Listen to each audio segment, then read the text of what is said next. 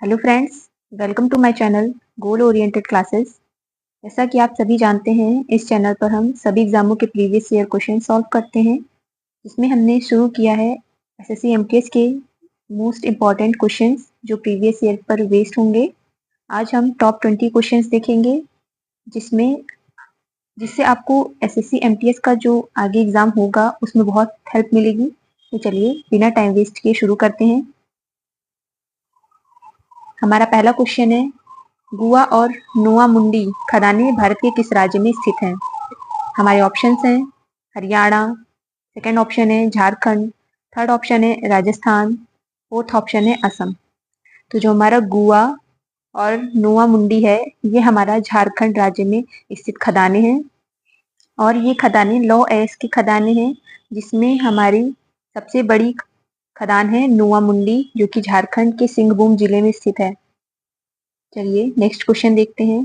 Birsa Munda hockey stadium Birsa Munda hockey stadium Bharat के सबसे बड़े हॉकी स्टेडियमों में से एक है। यह स्टेडियम किस राज्य में स्थित है? हमारे ऑप्शंस हैं बिहार, सेकंड ऑप्शन है मध्य प्रदेश, थर्ड ऑप्शन है उड़ीसा, फोर्थ ऑप्शन है छत्तीसगढ़।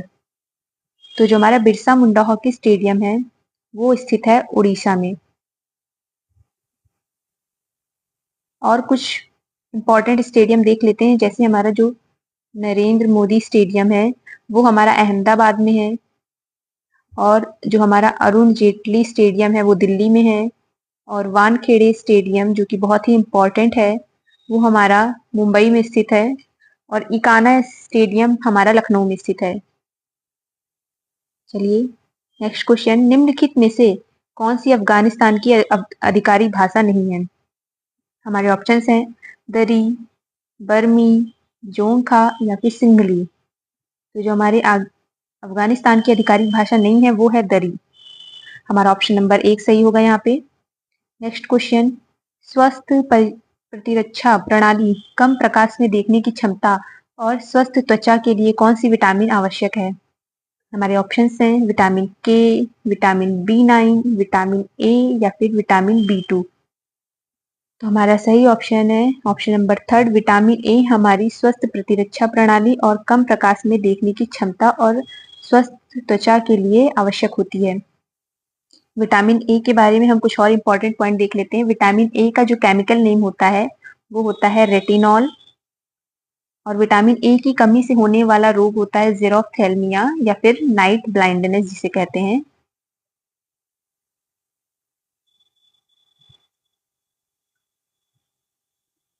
चलिए यहाँ विटामिन के बारे में और चीजें जान लेते हैं कि किस विटामिन के कारण क्या चीज होता है। तो हमारा जो विटामिन ए है, विटामिन ए के कारण होता है वृद्धि रुक जाती है, ज़ेरोफ्थेल्मिया, संक्रमण के प्रति प्रभाविता, त्वचा और झिल्लियों में परिवर्तन का आना और दोषपूर्ण दांत आदि हमारा विटामिन ए के लक्षण है। विटामिन ए की कमी के लक्षण, विटामिन बी की कमी होने से हमें थकान हो जाती है, सांस लेने में कठिनाई होती है, चक्कर आता है, पीली पीली त्वचा और अनियमित दिल की धड़कन और वजन का घटना विटामिन बी की कमी से होता है। विटामिन सी की कमी से देख लेते हैं मसूड़े फूलना, अस्थियों के चारों ओर स्राव, जरा सी चोट पर रुधिर निकलना और अस्थियां कमजोर हो जाती है, ये हमारा विटामिन सी के लक्षण है। विटामिन डी के लक्षण देख लेते हैं, सूखा रोग हो जाता है, कमजोर दांत, दांतों का सड़ना, ये हमारा विटामिन डी के लक्षण है। विटामिन ई के लक्षण देख लेते हैं, जनन शक्ति का कम होना, ये हमारा विटामिन ई का लक्षण है। और विटामिन के की कमी से रुधिर का स्राव होता है, ऐठन हो जाती है और हीमोफीलिया हो जाती है, ये हमारा विटामिन के की कमी के कारण होता है। ये सभी विटामिन से रिलेटेड एक्स्ट्रा पॉइंट आप जरूर ध्यान रखिए। नेक्स्ट क्वेश्चन, भारत ने निम्नलिखित में से किस देश को हराकर अपना पहला जूनियर हॉकी एशिया कप खिताब जीता? हमारा ऑप्शंस है चीनी ताइपी, जापान, दक्षिण कोरिया या फिर मलेशिया। तो हमारा सही ऑप्शन है ऑप्शन नंबर थर्ड, दक्षिण कोरिया को हराकर भारत ने अपना पहला जूनियर हॉकी एशिया कप जीता था। नेक्स्ट क्वेश्चन, बुद्ध पूर्णिमा हिंदू महीने में पूर्णिमा के दिन मनाई जाती है। हमारे ऑप्शंस हैं वैशाख, ज्येष्ठ, भद्र या फिर आषाढ़। तो जो हमारी बुद्ध पूर्णिमा होती है वो हिंदू महीने के वैशाख पूर्णिमा के दिन मनाई जाती है। तो हमारा सही ऑप्शन है option number 1। Next question, Govind Sagar Bhakra Nangal परियोजना किस राज्य में स्थित है? हमारे ऑप्शंस हैं पंजाब, सेकंड ऑप्शन है गुजरात, थर्ड ऑप्शन है हिमाचल प्रदेश और फोर्थ ऑप्शन है राजस्थान। तो जो हमारा भाखड़ा नांगल परियोजना या फिर गोविंद सागर है, ये हमारा स्थित है हिमाचल प्रदेश में। हमारा सही ऑप्शन है ऑप्शन नंबर 3 हिमाचल प्रदेश। चलिए हम प्रमुख परियोजनाएं देख लेते हैं।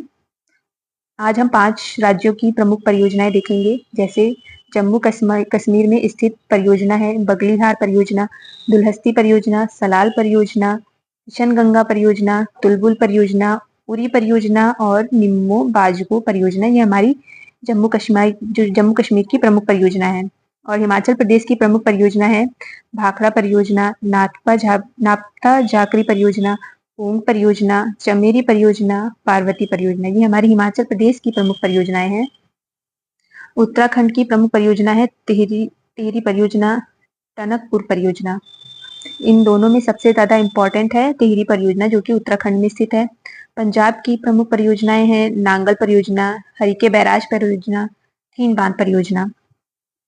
अब हम देख लेते हैं उत्तर प्रदेश की प्रमुख परियोजनाएं, माता टीला परियोजना, लक्ष्मीबाई परियोजना और रिहंद बांध परियोजना।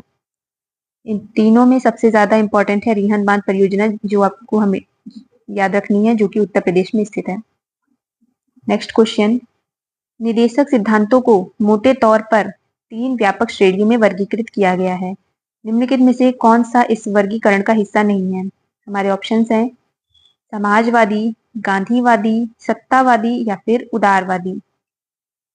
तो हमारा जो सही आंसर होगा वो है सत्तावादी, जो कि निदेशक सिद्धांतों की व्यापक श्रेणियों में नहीं आता है।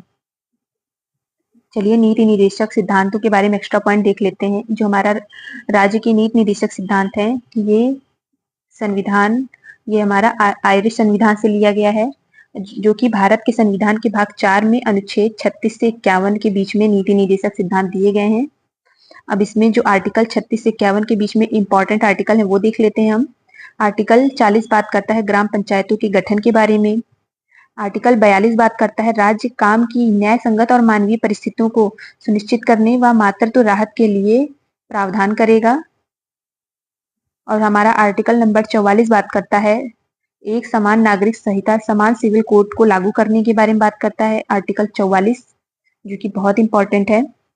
आर्टिकल 47 बात करता है राज्य सार्वजनिक स्वास्थ्य में सुधार के लिए कदम उठाएगा और नशीले पेय पदार्थ तथा स्वास्थ्य के लिए हानिकारक पदार्थों के सेवन पर प्रतिबंध लगाएगा।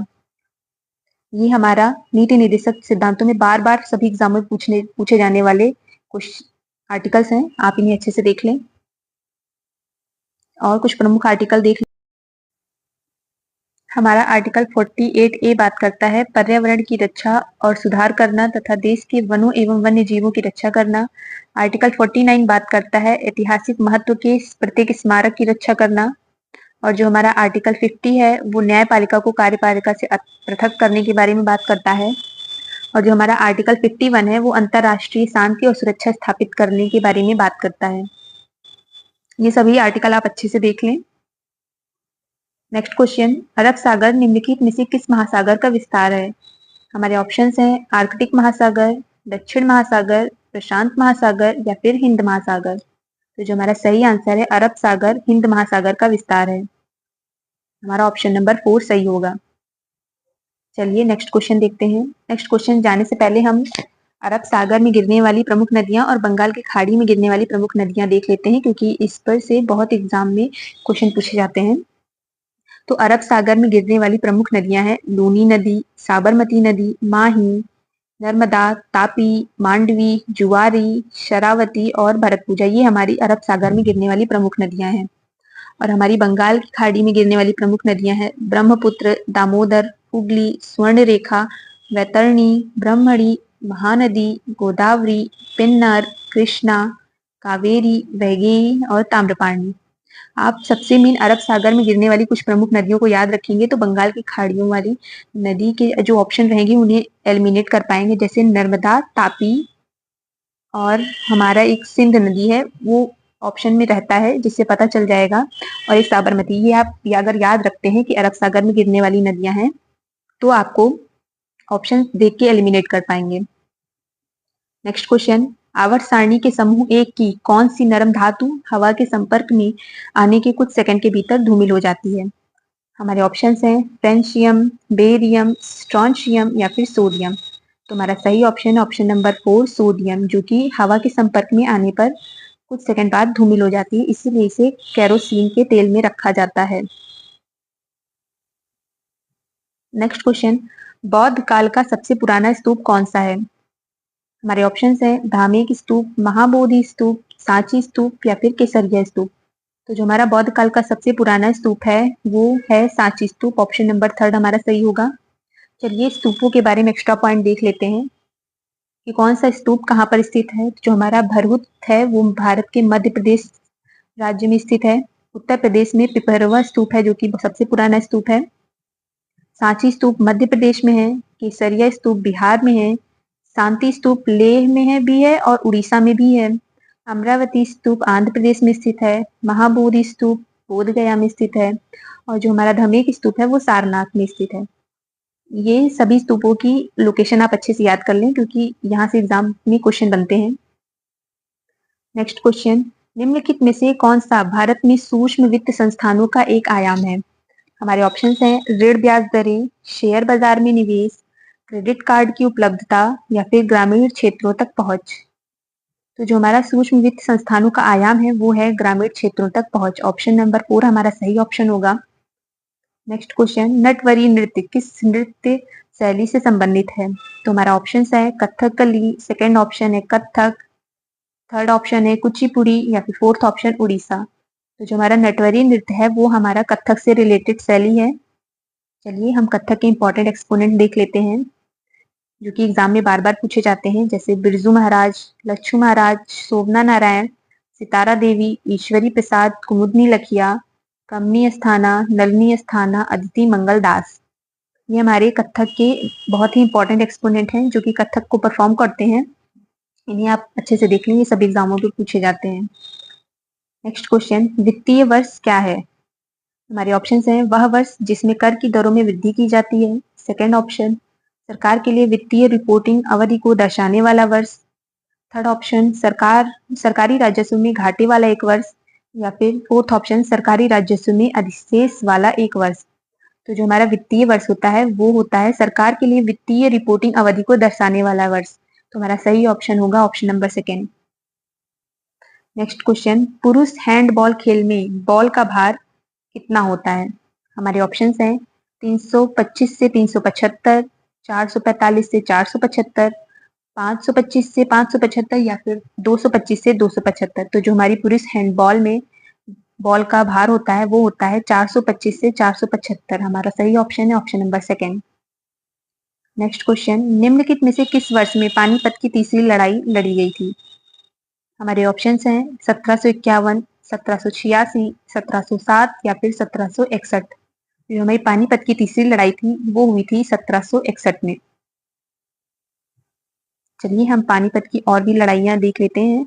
जो पानीपत की पहली लड़ाई हुई थी वो हुई थी 1526 में, जो कि इब्राहिम लोदी और बाबर के बीच लड़ी गई थी, जिसमें इब्राहिम लोदी पराजित हो गया था, जिसके बाद मुगल शासन शुरू हुआ था।